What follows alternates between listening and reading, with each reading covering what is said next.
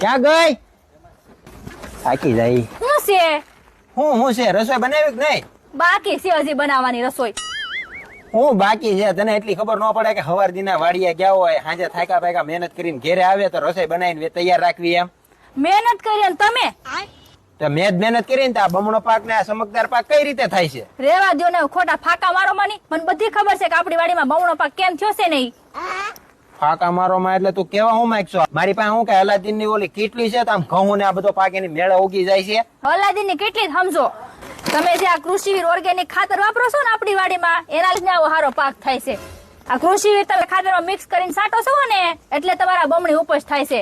અને આ કૃષિવીર પ્લસ તમે દવા છાંટવાના પંપમાં નાખીને છાંટો છો ને, મને બધી ખબર છે. આના લીધે આપણો પાક એટલો ચમકે છે. અને તમે એમ કહો છો કે મેં મહેનત કરી.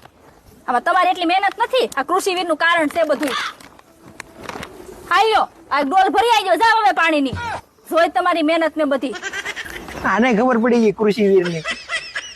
આ બાઈ હવે અડધું કામ ઘરનું મારી પાસેથી જ કરાવશે. જી હા મિત્રો, અત્યારે ગુજરાતમાં એક જ હાલે, કૃષિવીર ને કૃષિવીર.